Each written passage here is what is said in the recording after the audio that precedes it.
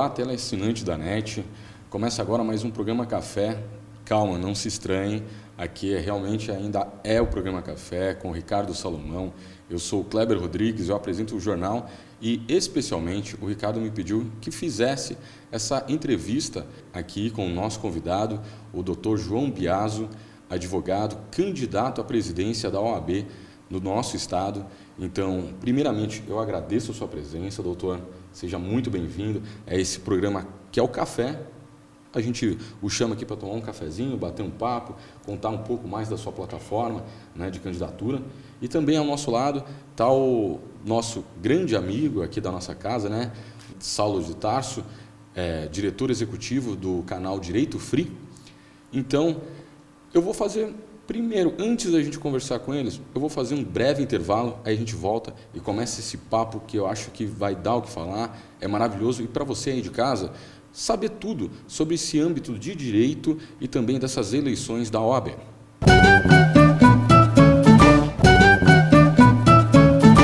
Agora a gente vai voltar e bater um papo aqui com o Saulo, com o Dr. Biaso. E eu gostaria de saber fazer uma primeira pergunta, doutor. O que representa a Ordem dos Advogados do Brasil no nosso ambiente nacional?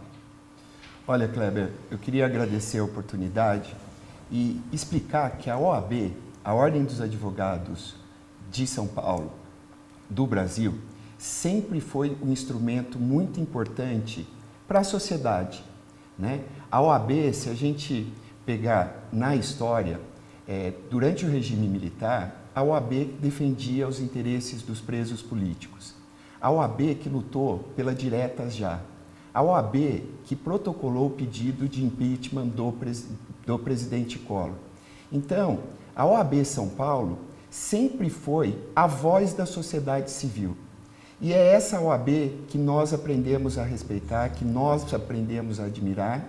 E hoje, nesse cenário político, econômico, grave que o país enfrenta, nós não temos mais aquela OAB de antigamente. E é isso que o nosso grupo, que a nova OAB quer resgatar. E nosso Saulo de Tarso aqui, por favor, tem alguma pergunta aqui para o nosso ilustre convidado? Primeiramente, eu queria agradecer o convite, né? Para mim é sempre muito honroso estar aqui com vocês para discutir essas matérias de direito. Eu, como diretor do canal Direito Free, eu sempre prezo assim para conhecer mesmo o candidato. Isso é sempre aberto a todas as pessoas que queiram buscar uma coisa diferente, uma visão diferente do candidato, né? Hoje eu sei que as eleições tiveram muitas mudanças esse ano, né, doutor? E quais, assim, nessas novas regras, quais foram os impactos, entendeu, que isso gerou dentro da campanha? Olha, Saulo, a OAB, pela importância histórica da OAB, pela importância legal da OAB, ela tem algumas funções junto à sociedade civil. A OAB tem que defender o Estado democrático de direito. A OAB tem que defender a Constituição Federal. Se a OAB tem que defender o Estado democrático de direito, a Ordem teria que ter eleições mais democráticas. Para você ter uma ideia, a OAB tem 240 subseções, são 300 mil advogados no estado inteiro. E os candidatos de oposição têm apenas 30 dias para fazer sua campanha. Então, a OAB, ela tem que defender a democracia, mas dentro de casa ela não realiza a democracia. E o nosso grupo tem propostas. Tem propostas de coibir a reeleição. A OAB são 180 cargos no estado inteiro. São 160 conselheiros e mais a diretoria da OAB e diretoria da CAASP. E o presidente eleito leva consigo essas 175 pessoas. A oposição pode ter 5 mil votos a menos que não elege ninguém. Então, nosso grupo quer mudar isso. Nosso grupo quer uma reforma eleitoral na OAB, criando o conselho proporcional. E na OAB estadual, que são mais de 200 mil advogados, nós queremos implantar o segundo turno, através de reforma política. Por quê? O atual presidente foi eleito com apenas 32% dos votos. Isso não representa a advocacia estadual. Então, nós temos um projeto de reforma política na OAB, conceder igualdade de armas para todos os candidatos, Kleber, que querem participar da eleição da OAB. Por quê? Porque hoje a situação leva uma grande vantagem em relação às eleições estaduais. Então, isso que você está contando para a gente aqui é aquela história assim, é se cobrado do lado de fora, mas dentro de casa a lição não é feita. Sabe, eu sou do interior, Saulo, e tinha um ditado em Aguaí que é: faz o que eu mando, não faz o que eu faço. Então é a OAB. Ao invés dela gerir com exemplo, gerir acompanhando a legislação, sendo justa, sendo equilibrada, ela defende a democracia porta fora e pratica a antidemocracia porta dentro. Então, essa incongruência da OAB é o que gera descredibilidade da advocacia, da OAB, e é isso que nós precisamos resgatar. Verdade. Devolver a OAB para a sociedade. João, e explica para a gente assim, dentro da composição da chapa de vocês, da chapa 15, quais são suas propostas aqui para a OAB do interior? A gente sabe que tem bastante conselheiro que está articulando as questões políticas aqui do interior. Eu queria que você falasse um pouquinho disso para a gente. Saulo, aqui em Franca será muito bem representada na nossa chapa, na chapa Inova OAB. Eu tenho um grande amigo de anos, amigo de ideais, companheiro de debate, que é o Dr. José Chiachiri Neto. O Chiachiri será conselheiro estadual. Sim. E mais que isso, o Chiachiri cuidará de uma das principais comissões da OAB São Paulo, que é a Comissão de Cultura e Eventos. Então, eu confio muito no Chiachiri para entender a necessidade do nosso interior e devolver com propostas, com trabalho para toda a advocacia do Estado. Temos também o Denilson Carvalho, um grande advogado que comporá o conselho, a Marcela Barros, que também será a nossa conselheira, sim, e o Moacir Piola, que será o responsável pelo TED regional. Então, Franca estará muito bem representada, Kleber, na nossa chapa. Que ótimo. A gente sabe que todos esses profissionais que você falou já são assim, pessoas conhecidas aqui da cidade de Franca, e não só pelo prestígio que eles têm, pela classe e por todos nós, mas eu acredito assim, que vai ter uma contribuição muito grande para a chapa. Sem dúvida. A nossa chapa precisa muito desses quadros. Quando você fala de democracia, doutor, eu tinha feito uma lição de casa e percebi que as suas críticas quanto à OAB é justamente na parte da abertura de contas. Então, essa parte de abertura de contas seria por uma falta de transparência financeira? Sem dúvida. A OAB, no último mês, lançou uma defesa falando que corrupção não, né? E eu acho que a ordem, como instrumento, como voz da sociedade civil, andou bem. Só que é o seguinte, para você cobrar corrupção não, você tem que fazer a lição dentro de casa. A ordem precisa ser transparente. A ordem precisa mostrar onde ela gasta o dinheiro da advocacia. Inclusive ouvir a advocacia para saber onde a advocacia quer gastar o seu dinheiro. E a ordem não. Ela não pratica transparência. E mais que isso, no nosso processo de democratização, nós temos uma proposta para as subseções. Por exemplo, para a subseção de Franca. Sim.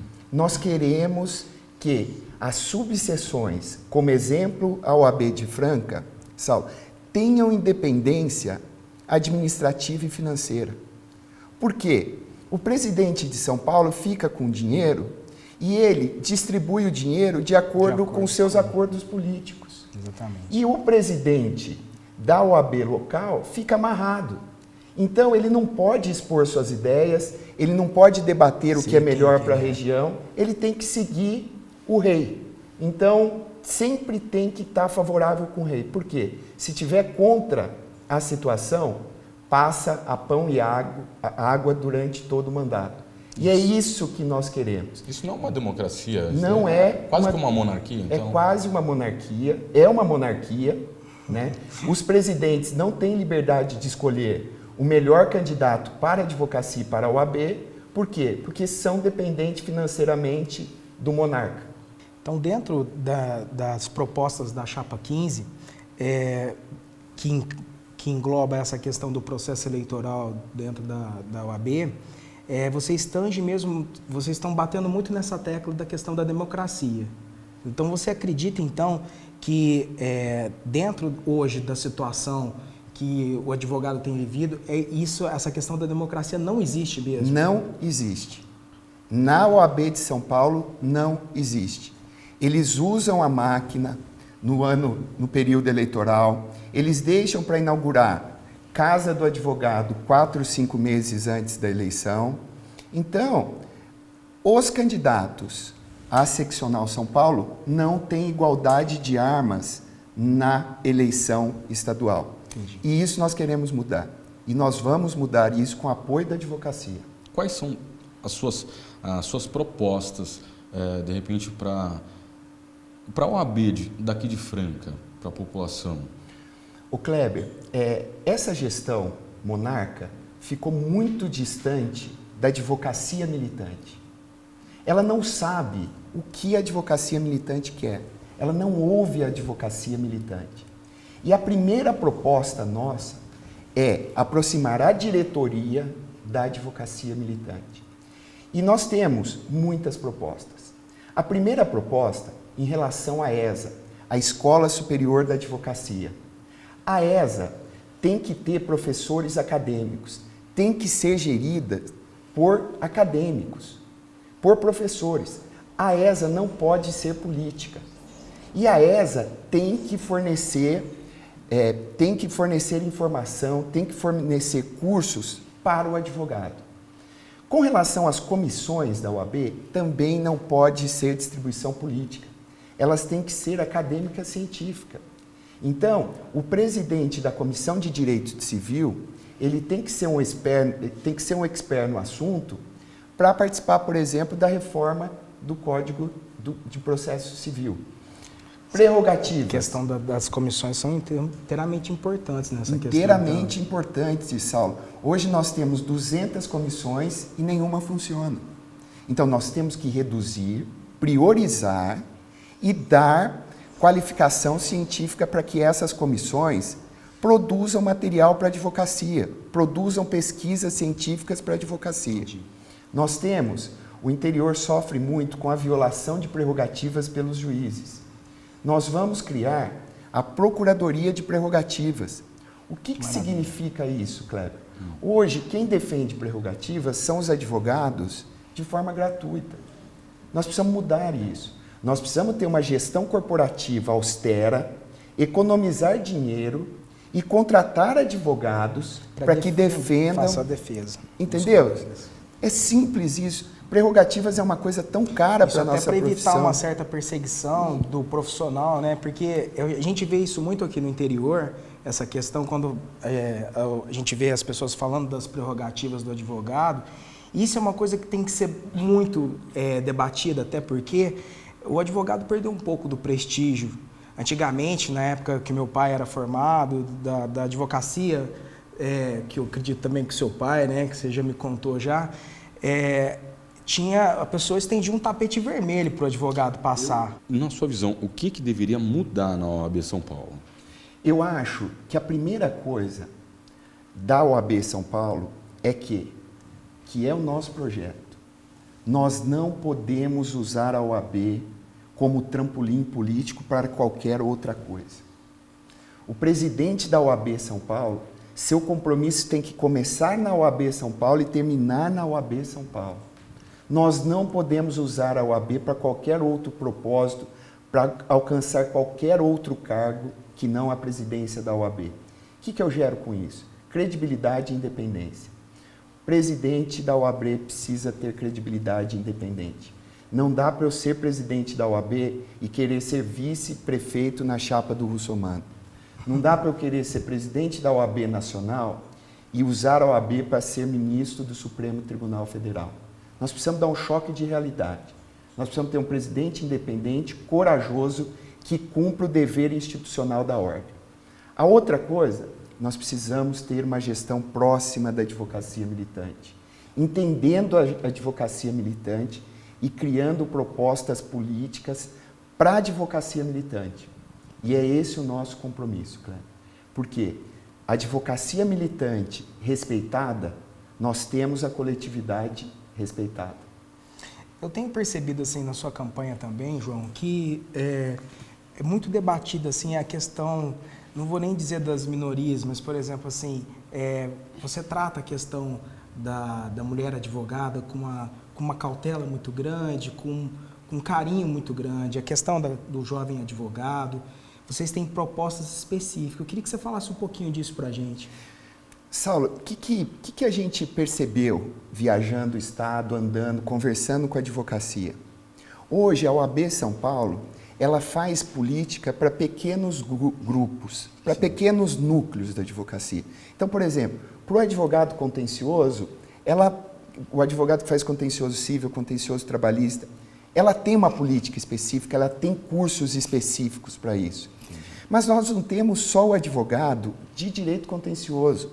Nós temos o advogado de departamento jurídico, nós temos os advogados públicos, nós temos os advogados consultivos, nós temos o jovem advogado, nós temos vários nichos da advocacia. A mulher advogada, uma amiga nossa, candidata a presidente numa cidade do interior, grávida, teve o bebê, 15 dias depois ela estava fazendo prazo.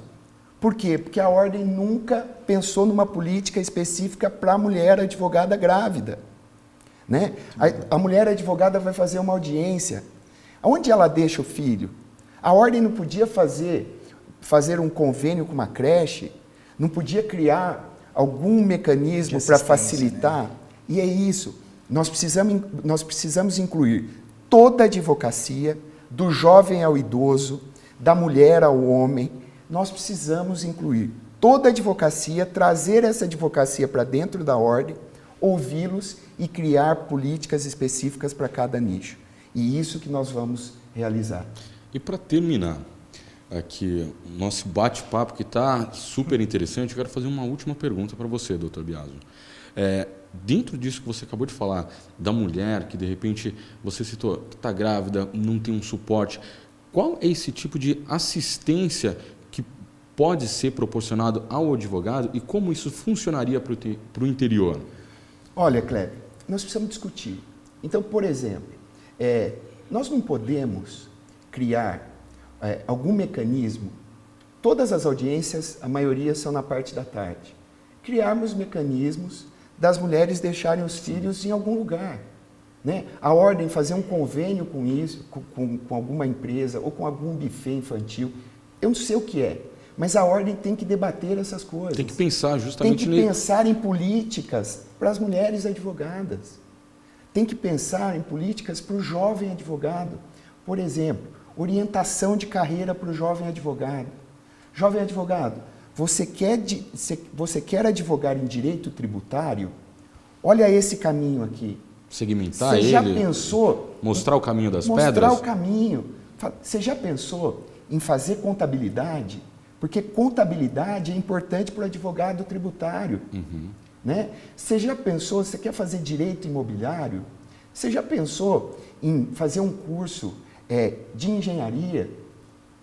Nós temos no escritório um advogado que é um dos principais advogados de direito imobiliário nesse país. Ele conhece profundamente engenharia civil. E isso dá a ele mais argumentos para ser bom no que ele faz, que é o direito imobiliário. Então, a ordem precisa direcionar o jovem advogado, direcionar todos os advogados que querem mudar de ramo dentro do direito. Entendi. Então, é isso que nós propomos para a nossa gestão. E agora, eu falei para finalizar, mas também me veio uma outra questão. Quando que vai ser a votação, essa votação que, pelo que eu vi, está movimentando todo o universo do direito, né, aqui no nosso estado. Quando que vai ser essa votação? A eleição será em 18 de novembro. 18 de novembro, espero que a OAB se liberte dessa gestão. Bem, eu agradeço aqui, vou terminar esse programa, eu agradeço primeiramente ao Ricardo Salomão, que me deu o privilégio de comandar o café, especialmente hoje, aqui ao meu lado o Dr. João Biaso, nosso amigo Saulo de Tarso, que é um grande amigo aqui da casa. Então, eu agradeço, me despeço a todos, muito obrigado, boa sorte com a sua campanha, com tudo. Saulo, muito obrigado também. Eu que agradeço, Cleber. E o café termina por aqui e até o próximo.